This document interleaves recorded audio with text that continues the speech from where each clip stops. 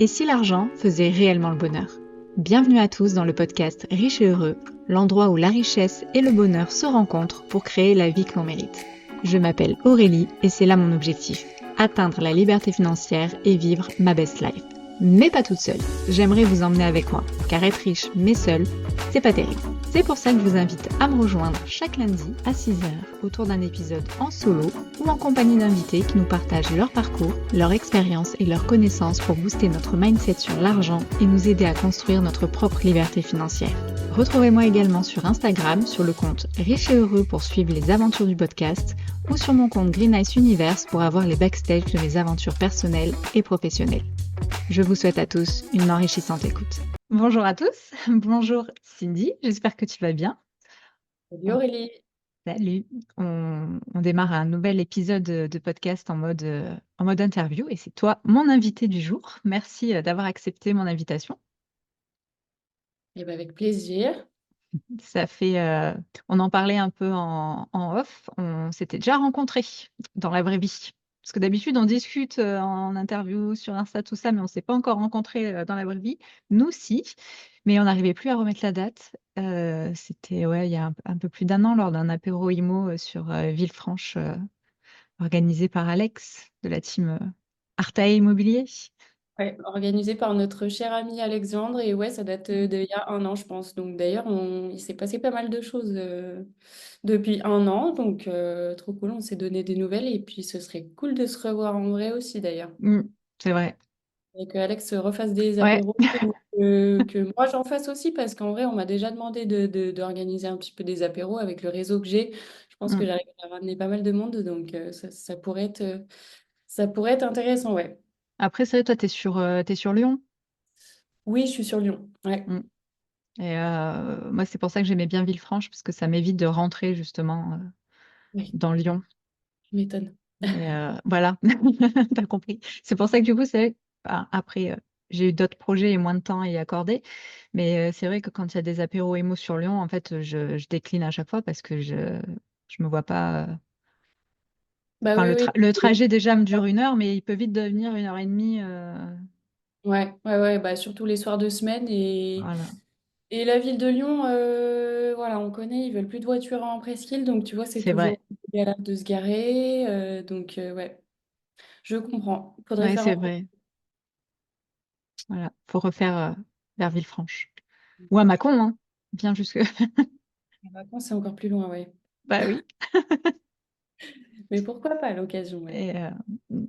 Et, et oui, parce que du coup, tu bosses dans l'immobilier. On va en parler un peu plus dans cet épisode. Mais avant ça, question signature, on va dire, de, du podcast. Euh, Quelles ont été tes toutes premières sources de revenus? Donc, l'officiel, la première fois que tu as gagné de l'argent de manière officielle ou tu as reçu une fiche de paie.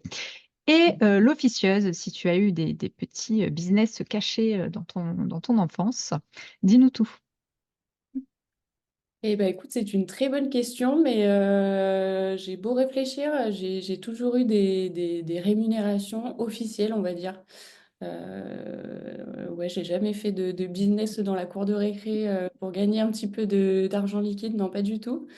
Mhm. Ma première rémunération, c'était, je pense que ça devait être en première ou terminale. En fait, je bossais pendant les vacances scolaires, là où travaillait ma mère. Elle avait réussi à m'avoir un poste de standardiste dans une clinique, enfin dans la clinique où elle travaillait d'ailleurs. Donc voilà, je bossais les vacances scolaires et les vacances d'été. Je bossais aussi les dimanches et je me rappelle que je faisais mes devoirs, mes DM de philo les dimanches après-midi là-bas parce qu'il n'y avait pas non plus full, donc tu t'ennuyais pas mal. Mais voilà, c'était mon premier contact avec des... C'était même pas des clients, c'est des patients en fait, donc c'est assez différent aussi. Mais ouais, c'est ça. C'est plutôt ça. Et puis Premier, après en BTS, j'ai fait des stages, mais qui n'étaient pas rémunérés. Et c'est que après mon BTS, ouais, que là, j'ai eu d'autres sources de rémunération officielles, du coup. Ouais. ok. Et je viens de me rendre compte qu'en fait, je ne t'ai même pas demandé de te présenter, mauvaise hôte que je Ouais, bah oui. suis. Ben ouais, mais en fait, moi, je te connais, et tout. Donc c'est vrai que je me suis pas. Ouais, bah, je le Donc, fais tout de est-ce que suite. tu peux quand même me faire une petite présentation? Et ben, avec plaisir, ben, je m'appelle Cindy Portier, je vais avoir 30 ans là, le 30 avril d'ailleurs, ça Ok. y est. Ça y est, ça y est, on y vient tout doucement. Et Mm. bah, je suis sur Lyon depuis à peu près 8 ans, mais je suis originaire de Clermont-Ferrand, Ok. du Puy-de-Dôme. C'est à 1h30 à peu près de Lyon. Et je suis mandataire immobilier. Donc pour ceux qui connaissent pas, je suis conseillère immobilier, mais j'ai pas la carte T. Je suis pas comme un agent immobilier. J'appartiens à un réseau de mandataires. Et c'est lui qui a la carte T et qui me l'a fournie. Et du coup, je suis spécialisée sur les biens avec travaux. Ok. Donc, j'accompagne plus particulièrement des investisseurs locatifs et des marchands de biens, que ce soit en mandat de vente ou en mandat de recherche. Et j'ai une partie rénovation aussi, donc je peux accompagner sur toute la partie rénovation. Après, il m'arrive aussi d'accompagner des particuliers, mais c'est vrai que mon cœur de métier, c'est plus les investisseurs et les marchands de biens. Et je Ok. fais ça depuis 2 ans, un petit peu plus de 2 ans maintenant. Voilà. D'accord. Et comment t'es arrivé là, justement, de ton BTS? Enfin, qu'est-ce qui t'a... T'avais une prédilection pour l'immobilier? Ça t'a toujours Ouais. intéressé ou... Pas forcément, mais en fait, quand on y repense, bah justement, donc, en fait, à Clermont, j'ai fait un BTS tourisme. Ok. Et je me rappelle que mon deuxième vœu pour les études post-bac, c'était BTS profession immobilière. Et tu vois, je ne suis pas partie là-dessus. Donc, j'ai fait un BTS tourisme à Clermont, dans un lycée hôtelier. C'était très enrichissant, mais voilà, j'avais envie d'aller un petit peu plus loin. Et c'est après le BTS que je suis venue à Lyon. Donc, j'ai fait une troisième année en bachelor dans une école de commerce spécialisée tourisme.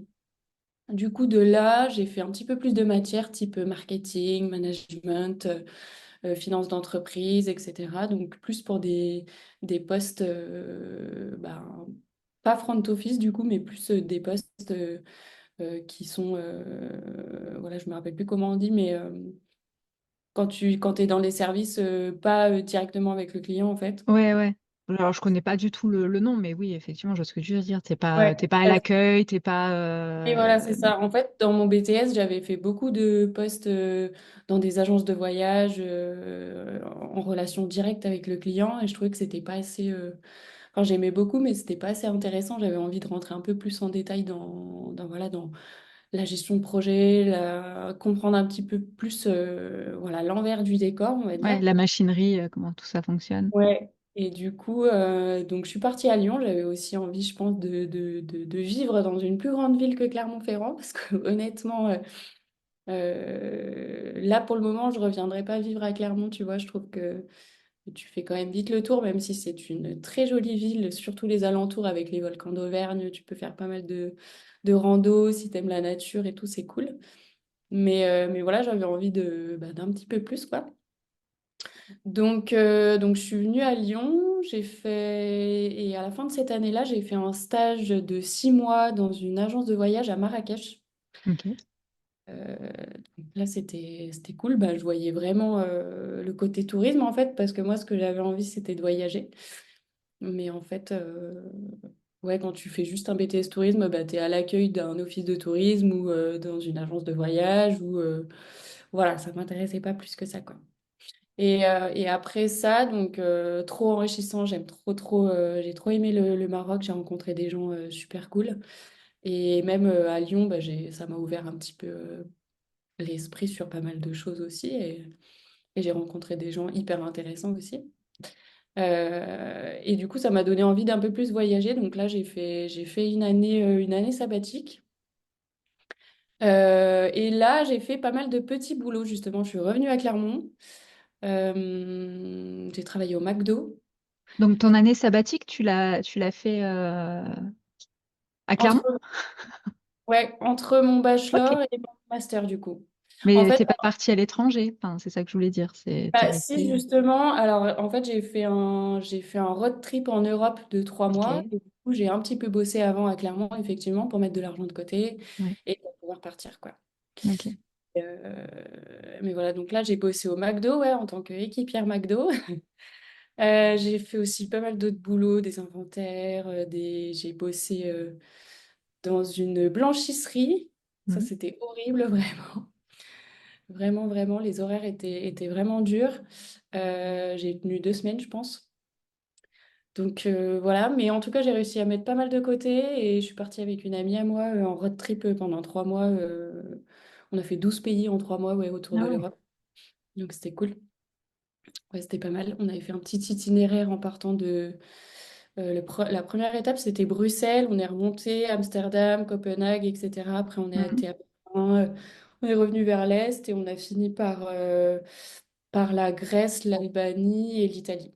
Et Ok. après... Ouais. Moi aussi, j'ai fait un road trip, mais des parcs d'attractions d'Europe. Ah ouais, C'est en Europe, mais spécialisé parcs d'attractions. passionné par les parcs d'attractions, Ouais, quoi. on aime bien avec mon mari et du coup, on s'est offert ça et on voulait faire aussi la version États-Unis. Mais bon, pour l'instant, c'est pas le même budget. Ouais. Donc, Et ils doivent être ouf aussi, les parcs ouais, d'attractions, je ouais, pense. ouais. Ok, trop bien. Et puis du coup, ben oui, donc après, ben là, j'ai décidé de faire un master, donc de revenir à Lyon. Ok. Et de là, j'ai fait un master en école de commerce. Et mon master, c'était manager de la stratégie commerciale, option marketing digital. C'est T'as toujours des toujours termes des à noms. long. Et Mais bon, en tout concrètement, cas, c'est quoi? voilà, j'avais un tronc commun, bah, management et marketing, Ok. tout ça, quoi. Et je voulais le faire en alternance et je voulais trouver une alternance dans le domaine du tourisme, donc faire le marketing pour un grand hôtel, donc toujours pas d'immobilier dans tout ça, tu vois. Ouais, ouais, ouais. Et en plus, bah, du coup, j'ai pas du tout trouvé d'alternance dans ce domaine-là. J'ai failli pas faire ce master parce que je crois que j'ai eu mon alternance 2 jours avant la date limite. Et en fait, j'ai fait une alternance dans un réseau d'agences d'intérim et de cabinets de recrutement à Lyon, du coup, au siège à Lyon 9e. Et du coup, j'étais chargée de web marketing. Donc, j'ai fait ça 2 ans en alternance de mon master. Donc là, je suis vraiment rentrée dans la vie active, dans le monde de l'entreprise, quoi. J'étais avec une responsable qui avait à peu près mon âge d'ailleurs, et ça s'est super bien passé. Je suis toujours en contact avec elle. Mais ça m'a donné un bon aperçu du monde de l'entreprise. Tu vois, ils m'ont gardé ensuite 2 ans en CDI. Donc j'ai fait 2 ans en alternance, 2 ans en CDI, Ok. donc 4 ans dans la même boîte et avec le même poste. Donc ouais, ça m'a quand même bien formé. Et j'avais envie de plus, quoi, encore. Je pense qu'on y vient tout doucement, mais ouais, il n'y avait pas d'évolution dans mon équipe. J'avais envie vraiment de mettre mes compétences à mon profit à moi. Mm. Et ouais, déjà, je me rappelle, je m'entendais très très mal avec un membre de mon équipe. Donc ça, c'était compliqué aussi sur la fin. Je crois que j'avais des boules au ventre avant d'aller au travail, tu Mm. vois. Donc Ouais, non, mais ça joue, voilà. ça Et quand tu aussi, es hein. jeune, non, mais clairement, t'as envie de faire un truc qui te plaît et de vouloir te lever tous les matins en étant hyper motivé. Ça. Et voilà. Un tiers de ta journée, c'est ton taf. Donc, si c'est pour y aller avec la boule au ventre. Tout à fait. Et de là, alors du coup, on peut passer un petit peu à l'immobilier. En fait, grâce à ce premier CDI, j'ai pu faire un premier emprunt. Et j'ai investi dans un immeuble de rapport, du coup.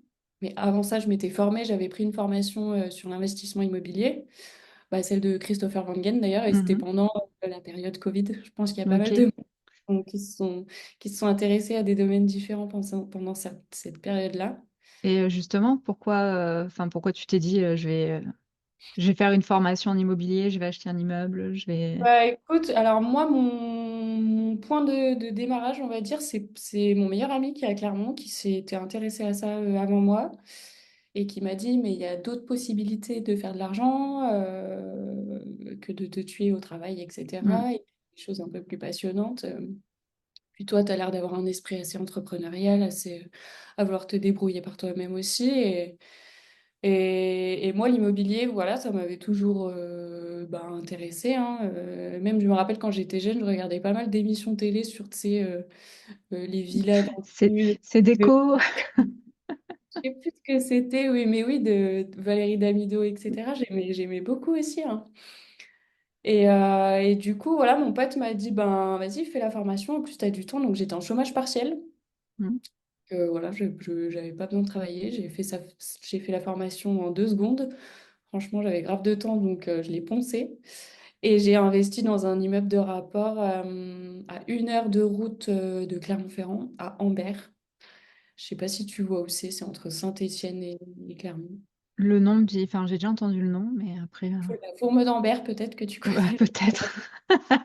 Fromage, voilà, bah c'est par là. Et du coup, alors de là, ça a été une expérience quand même assez ouf. Parce que j'ai eu des gros problèmes avec les artisans que j'ai sélectionnés, enfin, dont un particulièrement. Donc tu vois, je venais de me former, mais je pense que c'est aussi le fait de... J'étais plus jeune, enfin on peut en reparler, mais tu vois, Mm. j'ai réinvesti là tout, enfin je suis sous compromis.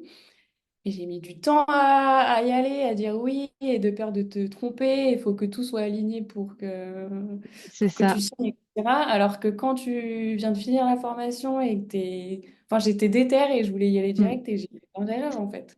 Il y a plusieurs choses qui jouent. Je pense effectivement un peu la jeunesse en disant YOLO, t'y vas, tu testes, enfin, tu as moins peur de certaines choses, enfin, tu te poses moins de questions. Et Mm. il y a aussi le fait d'en savoir trop. On en parlait dans une autre interview où on disait plus tu en sais, moins tu en fais. Et, Exact. euh, et c'est exactement ça, quoi. Tu sais plein de choses et tu dis merde, mais alors du coup, ça, il faut pas que je fasse, ça, il faut pas que je fasse. Et au final, tu fais rien. Alors qu'avant, tu prends quand même les informations, parce que comme tu dis, tu t'es formé. Mais je sais pas, tu t'y vas et tu dis on verra bien. Et Mm. Et c'est bien aussi parce qu'en fait, c'est comme ça que tu as l'expérience et ben, bien sûr. que tu sais quelles erreurs il faudra plus que tu fasses. Donc, en vrai, moi, ça a été hyper formateur et que ce soit physiquement et mentalement, quoi. Surtout mentalement, je pense. Ça a été une période assez compliquée, mais ouais, ouais, carrément. Et là, tu Ouais. vois, bah, c'était en 2000, c'est quand j'avais 24 ou 25 ans, je pense. Donc, ça va faire 5 ans. Et ouais, bon, en 5 ans, j'ai appris tellement que du coup, ouais, t'as toujours peur Mm. et- Ouais, non, faudrait arriver à garder ça dans sa tête, quoi. Cette petite voix de nous avant, quand on était jeune et qu'on fonçait. Parce que, enfin, moi, je vois pareil, le premier appartement que j'ai acheté, j'y suis allée, j'ai acheté, bon, je me suis même pas posé la question. Au final, j'ai fait plein de bêtises. Il y en a qui sont passées, comme je disais, j'avais mis mon appartement en location courte durée à Marseille. Je m'étais absolument pas posé la question s'il y avait de la paperasse à faire, hein. Moi, j'ai mis le truc et puis j'ai encaissé et point barre. Bon. Alors que maintenant, je sais qu'il y a plein de justement de paperasse à faire et je sais que ça peut me ralentir, quoi. Donc, faut arriver, voilà, à se dire non, non, on se lance et on prend les choses une par une quand elles viennent Hmm, c'est ça. Mais l'objectif, c'est de faire les choses aussi correctement et mm, voilà, de devenir un peu expert sur le sujet. Donc, mais c'est en faisant et en refaisant et en se tout à trompant, fait. on Mm. y arrive. Donc voilà, donc expérience, ouais, très formatrice. En fait, j'ai pris un artisan trouvé sur Allo Voisin, je crois. Ok, J'avais parlé avec plusieurs autres artisans. Je les avais tous fait venir le même jour. Et j'ai expliqué un petit peu le projet. Donc c'était un immeuble de 3 lots. Il y avait un appartement par lot. C'était déjà des appartements, donc c'était déjà divisé. Il y avait déjà les compteurs, etc. Donc ok, trop de soucis là-dessus. Et j'ai pris un artisan qui avait... enfin, que je trouvais qui avait le mieux compris mon projet, qui me relançait un petit peu, qui était ravi de, voilà, de bosser sur mon chantier. Et en fait, donc c'était un auto-entrepreneur tout corps d'État. Alors j'avais pris un chauffagiste enfin un plombier chauffagiste et un électricien, mais cet artisan-là me faisait la plupart de la rénovation, quoi. Donc sol, mur, installation des cuisines, réfection des salles de bain, mm, voilà quoi, donc les choses assez essentielles aussi. Et en fait, je suis tombée sur un gros menteur alcoolique, hein, on peut le dire, qui buvait plus qu'il n'avait ok, sur le chantier, qui était également sans domicile fixe, en fait, parce qu'il a squatté mes appartes sans me prévenir. Parce que s'il habitait super loin et que c'était vraiment galère pour lui de faire les déplacements tous les jours, j'aurais pu lui dire, bah oui, tu dors dans un des appartes, si ça te permet d'avancer plus vite sur le chantier, il n'y a pas de Ouais, souci. ouais. Et là, en fait, il a vraiment squatté, mais de manière irrespectueuse, quoi. Donc, je suis arrivée un week-end, il pensait que je venais pas ce week-end-là, il n'était pas là. Et là, j'ai découvert bah, son matelas, la gamelle du chien, son micro-ondes, sa cafetière, sa télé, et surtout bah, des mégots de clopes écrasés de Ouais. partout, canettes de bière, plein de trucs hyper dégueulasses, quoi. Bon, enfin bref, ça a été assez dur de se sortir de ça. Il voulait pas me rendre les clés. J'ai monté un dossier de justice contre lui. Ça n'a Mhm. pas marché. Et puis de toute façon, même si ça avait marché, il n'aurait pas été solvable, je pense. Donc, J'allais dire justement comment tu as géré ça, parce que du coup, en plus une femme jeune, ouais, bah, c'est aussi peut-être pour ça, je pense qu'il s'est permis un peu de ouais. profiter de ça, quoi. Donc, ouais, bah écoute, j'ai géré de la manière dont je pouvais. Donc, en lui mettant des petits coups de pression, en ayant ma famille aussi qui m'a beaucoup soutenue. Ma famille, mes amis, voilà, et on a été chez lui, enfin chez sa femme, si c'était sa femme, on n'en sait pas vraiment plus en fait, chez qui il Ouais. dormait, pour aller récupérer les clés. Et ouais, ça a été assez compliqué, ouais. Mais mentalement, bah voilà, j'ai pas lâché. Je me suis dit, bon, bah, c'est pas grave, je vais m'en sortir. J'ai trouvé un autre artisan qui m'a terminé les travaux et qui a fait ça très très bien et qui m'a sorti de la merde. Alors, j'ai perdu bah, 2-3 mois de loyer au départ, mais tout s'est bien goupillé au Ouais, ouais, final. au final, Ouais, pas trop de casse, quoi. Juste pas trop de casse, pas ouais. agréable, mais ça va. Et en fait, après, ben, la rentabilité était pas si mauvaise parce que bah, à l'époque, j'avais eu un prêt à 1,70 le taux. C'est la bonne époque. Du coup, les mensualités étaient plutôt faibles et donc ça permettait d'avoir du cash flow positif plus Ouais. facilement qu'aujourd'hui en tout cas. Et je crois que j'avais entre 450 et 500 euros de cash flow quand même. Ah ouais, ouais.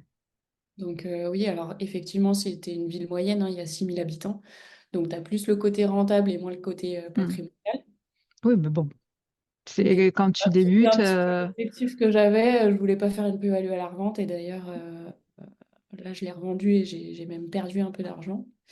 Mais en tout cas, j'ai encaissé du cash flow tous les mois de ma détention. En tout cas, je l'ai Hmm. gardé 3 ans, je crois, à peu près. Ok. Et tu l'avais acheté combien? Il était affiché à 99 000 et je l'avais négocié à 92 000. Il y avait 120 mètres carrés, un truc comme ça. Et j'avais fait un prêt à 135 000, donc tu vois, avec les travaux, les frais de notaire. Mhm. Ouais, Ok. voilà. Voilà pour ma première Donc, expérience première dans expérience, l'IMO. ouais. Ouais, donc c'est un peu comme ça que je me suis lancée. Donc voilà. Après, apparemment, ça ne t'a pas arrêté. C'est bien. Ouais, c'est ça. C'est ça. Bah, du coup, ouais, donc j'avais un petit peu le côté investisseuse immobilier, mais aussi le côté entrepreneuse que j'avais envie de développer chez moi, tu vois. Donc au bout des 2 ans de CDI là, dans ma boîte d'intérim et de recrutement, j'ai fait une rupture conventionnelle. Je me suis dit, ça me convient pas, le salariat, ça me convient pas non plus. J'ai envie de voir ce que je suis capable de faire moi toute seule, quoi. Et l'immobilier, ben, du coup, entre l'immeuble de rapport et puis ce moment-là, j'ai continué à me former, à m'entourer de personnes qui faisaient un petit peu ça aussi. Et voilà, à développer un petit peu mes compétences Mhm. là-dessus. Et puis avec la rupture conventionnelle, du coup, tu avais le chômage, donc ça te permettait C'est ça. de pouvoir Bah, te... en fait, je suis pas arrivée tout de suite à la conclusion de me dire, allez, je me lance. Je m'étais quand même dit, est-ce que je reprendrais pas un CDI dans le marketing digital? En fait, c'est mes études. Enfin, c'est ce pourquoi je suis formée aussi. C'est ce que j'ai l'habitude de faire et ce pourquoi je suis compétente. Donc, est-ce que je trouverais pas du coup maintenant un poste dans ce que je voulais faire avant, c'est-à-dire dans l'hôtellerie ou Mhm. le tourisme ou quoi que ce soit? Et de l'entrepreneuriat dans ce domaine-là aussi. Ouais, je crois que j'y avais pensé aussi, hein. Je pense que j'y avais pensé aussi. Mais tu vois, ça m'a pris un an. En fait, j'ai fait un an de... Donc j'avais 2 ans de chômage, mais j'ai fait un an de chill. Je suis partie un mois à Barcelone, je suis partie à Bali un petit peu aussi. J'ai continué à me former un petit peu sur l'IMO, à regarder un petit peu ce qui se passait. Et au bout d'un an, c'est là que je me suis dit, bon, bah, je me lance en tant qu'auto-entrepreneur. Donc en tant que mandataire immobilier, pas dans le réseau dans lequel je suis aujourd'hui, mais dans un autre. Euh, et voilà comment je suis arrivée là. Donc Ok. je pense que c'est vraiment la passion de l'immobilier qui est revenue et à force de regarder et aussi de me dire, bah, en fait, il y a moyen d'avoir une rémunération plutôt intéressante. Mm. Même si les premières années, c'est dur, je sais que si je suis motivée et que je me donne cet objectif-là, voilà, on peut le tenter. Et si je le fais pas, de toute façon, je vais regretter. Donc, il faut que je tente. Ouais. Et tous mes proches aussi m'ont dit, ben, tente-le. De toute façon, tu as encore un an de chômage. Donc, si ça fonctionne pas, bah, c'est pas grave. Tu as quand même une rémunération à la fin du mois qui tombe. Donc, lance ton truc et puis tu verras, quoi. Et en vrai, j'étais super motivée et voilà. Et mince, j'ai l'idée, elle m'a traversé l'esprit, mais il faut qu'elle revienne.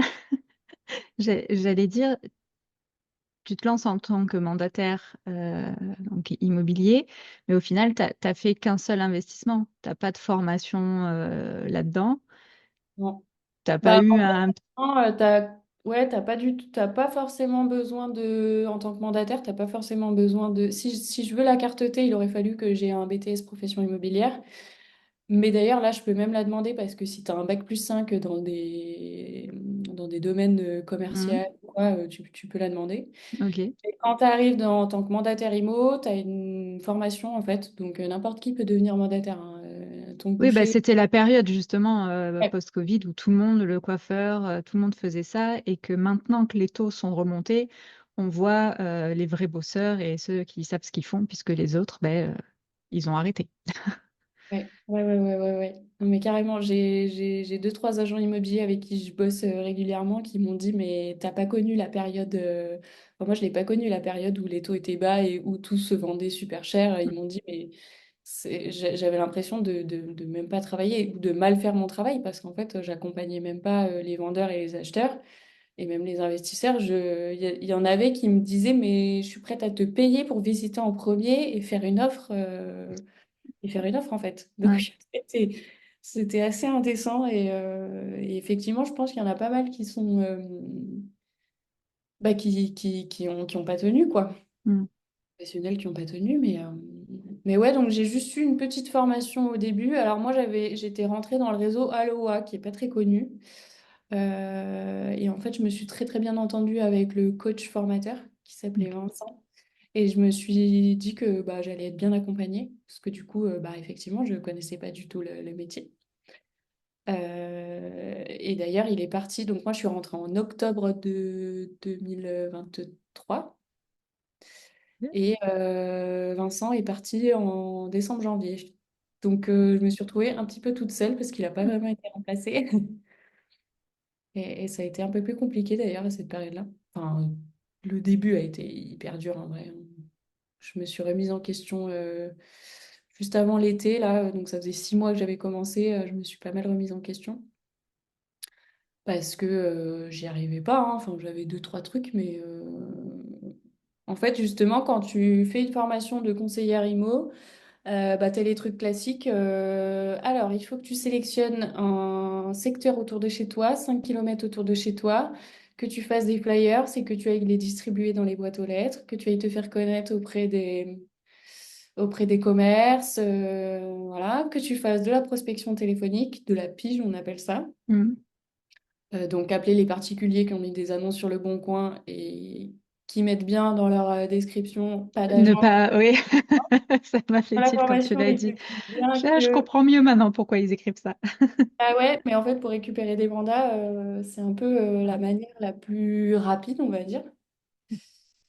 Et moi, je me suis dit, mais c'est horrible. Enfin, Mm. déjà, prospection téléphonique, j'en ai jamais fait. Moi, je faisais du marketing digital. Donc, moi, je crée des stratégies pour que les gens viennent à moi sans que moi, je les appelle, en fait. Donc là, c'était tout l'inverse. Et il Ouais. fallait déposer des flyers dans des boîtes aux lettres.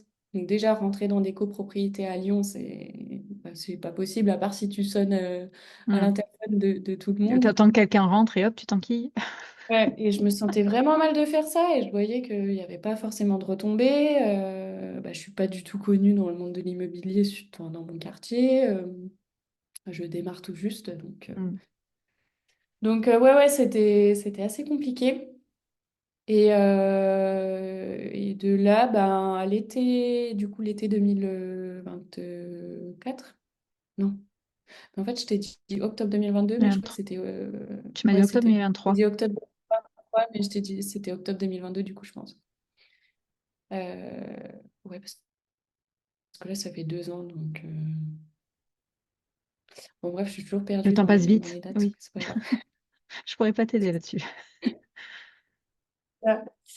Et du coup, je me suis dit, bon, soit j'arrête, soit je prends une formation. Donc là, j'ai pris la formation disrupteur immobilier de Cédric Laporte et j'avais une coach qui s'appelle Anne Boucaud, que je salue, qui m'a accompagnée pendant 6 mois. Et là, c'était vraiment un coaching personnalisé en fonction de ce que je voulais faire et ce que Mm. j'avais envie de mettre en place pour mon activité, quoi. Et c'est justement ce qu'il me fallait parce que c'est grâce à ça qu'on a établi une stratégie de prospection qui me correspond, en Oui, fait. c'est ce que j'allais dire. Voilà, tu as adapté ta Et je pense que profession en fait. c'est là où on est les meilleurs, en fait. C'est quand on se sent aligné dans ce qu'on fait et Mm. voilà. Donc elle m'a dit, bon, bah toi, t'es forte sur les réseaux sociaux, t'aimes bien ça, tu sais faire. Enfin, c'est ce que je me suis dit moi aussi, hein. En fait, il fallait sélectionner 3 systèmes de prospection favoris, en gros. Donc j'ai sélectionné le digital, évidemment, donc les réseaux sociaux. C'est ce que je fais la plupart du temps pour prospecter et me faire connaître. Le networking, donc participer à des after-work et se faire du réseau. Et en troisième, il fallait quand même de la prospection pour choper du mandat un peu plus rapidement, donc la pige. Et j'ai dû Mm. me forcer à le faire, même si c'était très dur au final, quand t'en fais, bah, tu as des retombées positives et tu sens que tu es aligné avec ce que tu racontes, alors qu'avant, je ne l'étais pas du tout, quoi. Mm. Donc voilà, ça m'a bien servi. Et est-ce que tu peux détailler un peu plus justement ce que tu fais, enfin ton métier mandataire, ça consiste en quoi exactement? Ouais, bah, carrément. Bah, du coup, bah, en fait, c'est aussi grâce à cette formation que je me suis spécialisée sur l'accompagnement des investisseurs locatifs et des marchands de biens, et du coup sur les biens avec travaux, hein, parce qu'en général, c'est bien avec travaux. Donc moi, je me sentais pas à l'aise à accompagner des particuliers, euh, sans vouloir dénigrer qui que ce soit, hein, mais accompagner papy-mamie à vendre sa maison à côté de chez moi, ça me plaisait pas forcément. Mhm. Et voilà, donc je me suis spécialisée sur les biens avec travaux, donc je fais principalement de l'appartement. Et dans mon activité, c'est de récupérer des mandats de vente et de les faire correspondre à des acquéreurs. Ok. Donc moi, je fais la partie vente et la partie chasse aussi. Il y a beaucoup de mandataires qui font que de la vente, ou sinon, la chasse, c'est des chasseurs immobiliers, tout simplement. Mais en fait, moi, je fais un petit peu les deux parce que du coup, j'accompagne des investisseurs locatifs à trouver leur prochain projet d'investissement. Donc, pour tous les gens qui n'ont pas forcément le temps de faire des visites, qui n'ont pas forcément les connaissances, qui ne sont pas sur place ou qui ont besoin d'être Mm. rassurés, qui ont besoin d'un accompagnement. Donc, sur 3 mois, je les accompagne en fonction de leurs objectifs, de leur budget, s'ils veulent faire plutôt une colocation sur Lyon, s'ils veulent plutôt faire de la division d'appartements, s'ils veulent un immeuble de rapport sur Lyon ou alentour de Lyon. Et après, je peux les accompagner aussi sur toute la partie travaux. Euh, voilà, donc pour du client, Ok. hein. Pour des gens bah, voilà, qui n'ont pas forcément d'artisans dans leur réseau et qui ne sont pas sur place ou quoi que ce soit, ou qui ont envie d'un truc vraiment tout prêt, quoi. Tout prêt à la Mm. location. Ok. Et la partie rémunération, ça fonctionne comment? Et la partie rémunération, bah, du coup, là, je suis. Donc, en fait, depuis septembre, j'ai changé de réseau. J'appartiens à un réseau qui s'appelle Valio, Mhm. euh, qui n'est pas connu sur Lyon. Je suis la première à avoir rejoint ce réseau sur Lyon. Ils sont surtout sur Paris. C'est une start-up qui s'est montée il y a 3 ans. Et on a un concept assez innovant. On a des architectes en interne, en fait. Ok. Donc, ils bossent principalement sur nos projets. Et du coup, quand on a un mandat de vente d'un appartement qui est complètement à rénover, l'architecte vient nous faire les plans futurs pour l'acheteur, les projections virtuelles. Donc, dès qu'on commercialise, l'acquéreur, il a la possibilité de se projeter tout de Ouais. suite bien rénové. Donc, ça aide pas mal à la commercialisation. Et puis, on a un outil aussi de devis travaux en interne aussi. Donc, ça permet à l'acheteur, soit au particulier, soit à l'investisseur, de voir tout de suite quels travaux il a besoin de faire pour Ouais, son ouais, projet. c'est bien mâcher le travail, quoi.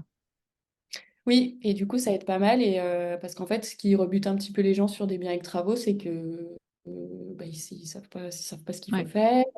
Le coût des matériaux, il a augmenté. Ils ont peur de se tromper. Ils ont peur de tomber sur des artisans un petit peu comme moi. Mm. Oui, et oui.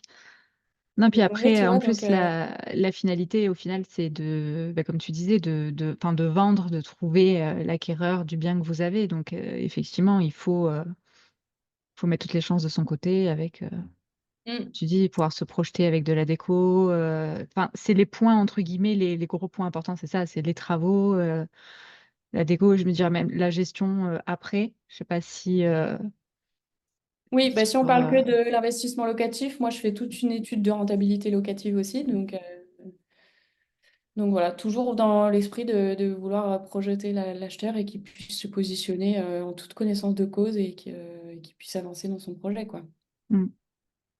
Et donc, pour en revenir à ma question, c'est vrai que ce qui était la rémunération. Oui, et bah, du coup, la rémunération, donc moi, je suis rémunérée 75% de la commission si j'ai pas besoin de faire appel à mon architecte, parce que ça m'arrive de vendre des biens qui sont déjà clés en main, hein, ou Mm. qui a pas besoin de plan d'archi en tout cas. Et sinon, après, je suis rémunérée aux deux tiers, donc c'est 67%, je crois, de la commission. Et après, bah, en fait, c'est un petit peu moi qui fixe ma commission en fonction de mon client, en fonction du projet. Quand j'accompagne des marchands de biens, en général, je suis à 4%. Donc, s'ils vendent un plateau 100 000 Mm. euros, c'est un studio ou un T2 sur Lyon, 100 000 euros, bah, moi, je prends 4%. Ok. Voilà. Et du coup, enfin, je garde 75%. 15% de ces 4%. Voilà, donc là c'est TTC. Après, il faut que tu enlèves la TVA qui Oui. est 30%. Et après, il faut que tu enlèves. Alors, quand j'étais encore en auto-entrepreneur, c'était 25% d'URSSAF. Là, je viens de passer en EI. Mm.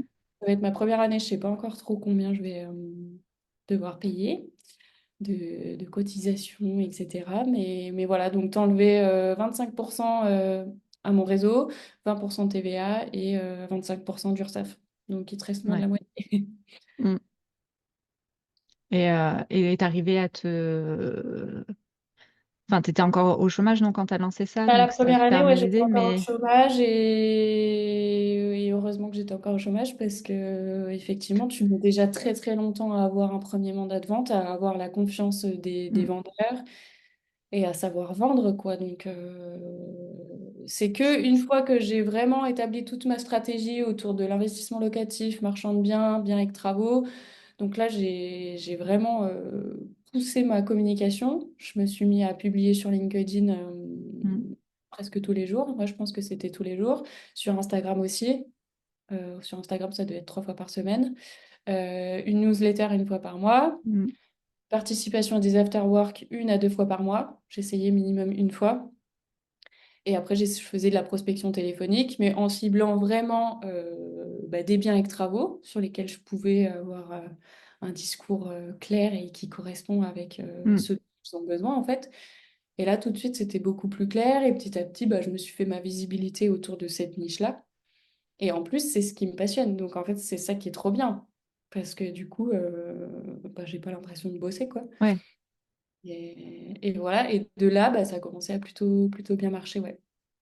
Donc l'année dernière, 2024, bah, pour donner des chiffres, hein, j'ai fait 35 000 de chiffre d'affaires pour moi, donc ça me faisait 2 200 net par mois, je crois, bon, avec l'URSSAF, avant imposition. Mm. Et là, tu vois, sur les 6 premiers mois de l'année 2025, de ce qui est prévu en signature d'actes et qui sont sous compromis, je dois être déjà à 38 000 de chiffre d'affaires, tu vois. Donc, C'est bien. En fait, il faut quand même bien 2, 3 ans d'entrepreneuriat et d'action Mm, récurrente et il faut pas lâcher quoi. Et c'est là que ça. c'est ça. Mm. Mm. C'est l'épisode du jour, puisqu'on enregistre un lundi, où je parle justement du side business que j'ai lancé, qui est du retail arbitrage, donc l'achat-revente sur Amazon. Et j'ai fait une FAQ parce que ça intéresse pas mal de personnes. Et une des questions, c'était comment tu te rémunères?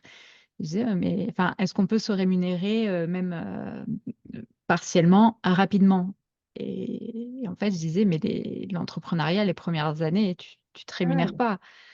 Il faut lancer le truc, c'est tu bosses beaucoup et tout l'argent que tu arrives à grappiller, tu le réinvestis, tu le mets de côté en sécurité ou tu le réinvestis, quoi. Mais la rémunération, ça vient après. ouais. Et c'est vrai qu'il faut pas lâcher et il vaut mieux avoir un matelas de sécurité comme toi, ça a pu être le chômage. Enfin, c'est vrai que on râle beaucoup sur le chômage, mais ça sert vraiment de tremplin justement pour pouvoir essayer, tester des choses et se lancer dans l'entrepreneuriat. Ah, il y en a qui en profitent effectivement, hein, mais Oui. bon, il y a d'autres personnes pour qui ça sert bien Mm. et moi j'en suis ravie et heureusement que c'était là. Et voilà quoi. Mm.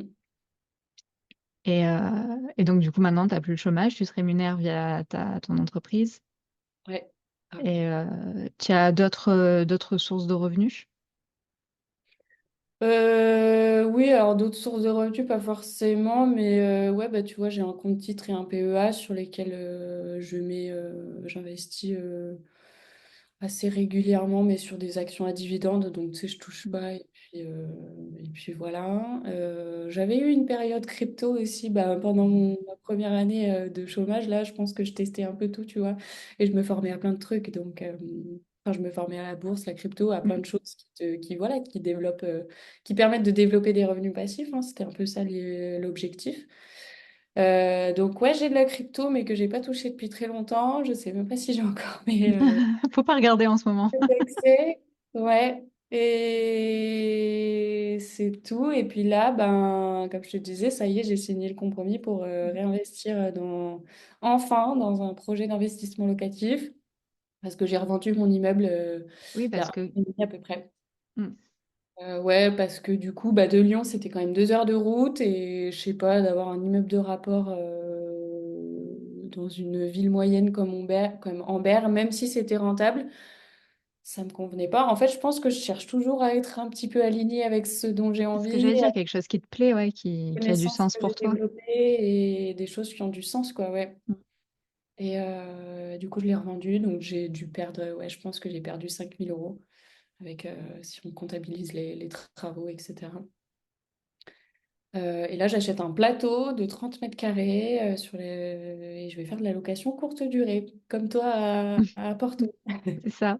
Croisons les doigts, c'est pas encore fait. Oui, moi non plus, mais voilà, l'idée c'est ça et j'ai mis du temps à me décider et comme on disait tout à l'heure, hein, plus tu développes un peu tes connaissances, plus tu développes ton réseau et que tu vois aussi ce que les autres font, tu te dis, bon, bah non, ça va pas, ça va pas, Mm. ça, va pas, ça c'est pas aligné, ça va pas aller. Et du coup, ouais, j'ai mis du temps et là, je pense que enfin, on n'est jamais certain hein, de ce que ça Ouais. va donner. Bah, il y a deux choses. Il y a la version objet brillant où il y a tellement de choses à faire qu'on n'arrive pas à se fixer, à se dire, putain, mais ça aussi j'aimerais bien et ça aussi, ça aussi. Et il y a la version, comme on disait, où euh, à force de côtoyer des investisseurs, des entrepreneurs, on voit aussi tous les mauvais côtés, enfin les mauvais côtés, c'est pas de tout repos. Il arrive plein de choses, même toi, comme tu l'as dit, avec ton artisan sur ton premier immeuble.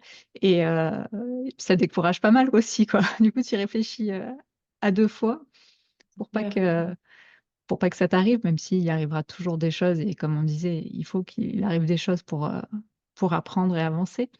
Mais Mm. Mais en fait, il faut toujours garder en tête la vision qu'on s'est donnée et ce qu'on a envie dans la vie. Et moi, je sais que bah voilà, j'ai envie de. Déjà, c'est des projets qui me font kiffer. Enfin, là, je sais que ça va me faire c'est- kiffer. C'est une rénovation complète, c'est un mm, plateau. Donc, je vais prendre trop de plaisir à faire tout ça pour moi, du coup, parce que je le voyais pour mes clients et je le voyais bah, autour de moi. Mais là, c'est vraiment pour moi, donc c'est trop bien. Et du coup, je pense que en plus, ça, tu vois, ça réunit un peu tout ce que j'ai appris Ouais, dans ces toute dernières années. ma carrière et dans ces dernières années, tu vois, parce qu'en fait, la LCD, ça se rapproche aussi de mon BTS tourisme, enfin, du côté Mhm, c'est voyageur vrai. et tout. Va falloir que je fasse pas mal de communication parce que je pense que juste avec une annonce Airbnb, parce que là, j'ai envie de faire un truc un petit peu atypique. Donc, l'idée, ça va être aussi de communiquer là-dessus sur les réseaux sociaux. Donc, on a toujours ce côté un peu marketing digital, Mm, beaucoup. Et on a ce côté investissement IMO. Donc, voilà. Donc, ouais, ça réunit un petit peu tout ce mm. que j'ai appris Tout se jusque-là. regroupe. C'est trop bien. Mm. Normalement, ça peut que matcher, quoi. Ça, et puis même, enfin, il faut un peu laisser aussi de côté le côté rentable, entre guillemets. Si c'est rentable, c'est bien, mais de faire les choses Mm. qui nous plaisent, qui nous tiennent à cœur, Mm. c'est peut-être mieux, on va dire. Mm. Bah oui, oui, oui, carrément. Carrément. Voilà un petit peu pour tout ça. Ok. Et des futurs projets en termes pro et perso, investissement, voyage, je sais pas. Il y a des... Non, bah écoute, non, rien d'autre. Là, je viens de déménager, tu vois, je suis passée d'un 30 mètres carrés à un 70 mètres carrés. J'habitais chez mon conjoint qui, lui, avait investi dans un appart que là, on a mis en location, du Hmm, coup. Donc là, pareil, c'est moi qui fais la gestion, c'est moi qui ai mis en loc, ok. etc. Donc ça, c'est aussi grâce à ce que j'ai appris récemment. Et là, on est en location, du coup, dans un 70 mètres carrés, mieux situé dans Lyon. On va pas acheter tout de suite parce que je préfère privilégier mes investissements locatifs perso. Et puis de toute façon, je pourrais pas réemprunter tout de suite avec mon statut. Hmm. Oui, Donc puis voilà. Lyon, c'est pas le... Ouais, c'est ça. C'est C'est pas pas top. Ambert. Ouais, donc si on achète quelque chose, je pense que ce sera un petit peu plus loin Enfin, pas dans le centre de Lyon en tout cas. Hmm. Ouais, mais non, non, pas de projet particulier. Là, c'est déjà très bien. Ça va me prendre pas mal de temps.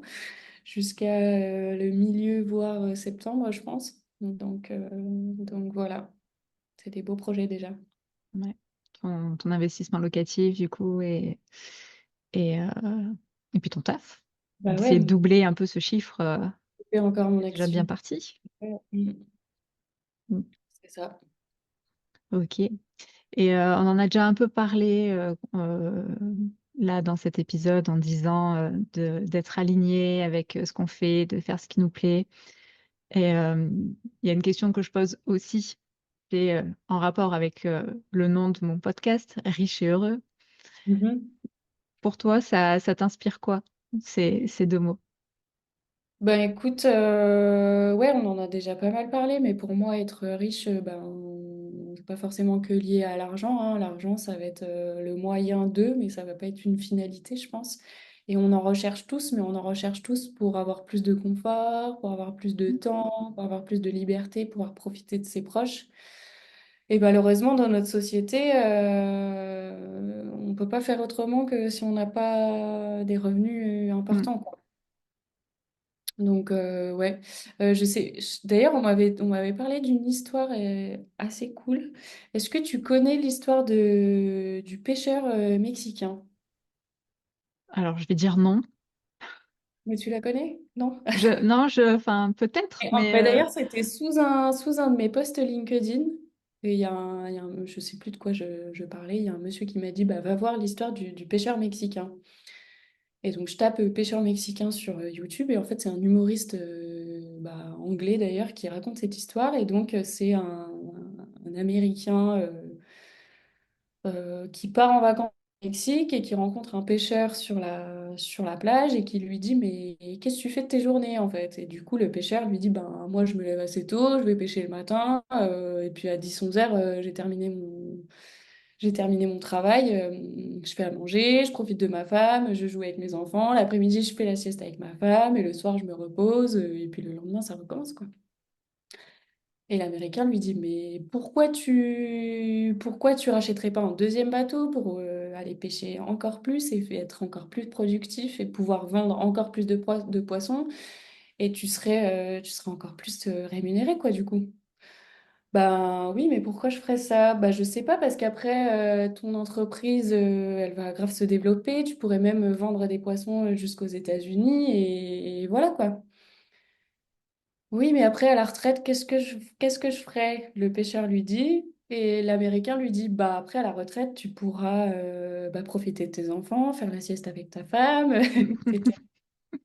Ce que je fais Et déjà du coup, maintenant, quoi. et le pêcheur mexicain lui répond, mais en fait, enfin, pourquoi je le ferais tout de suite? Je le fais déjà maintenant, en fait.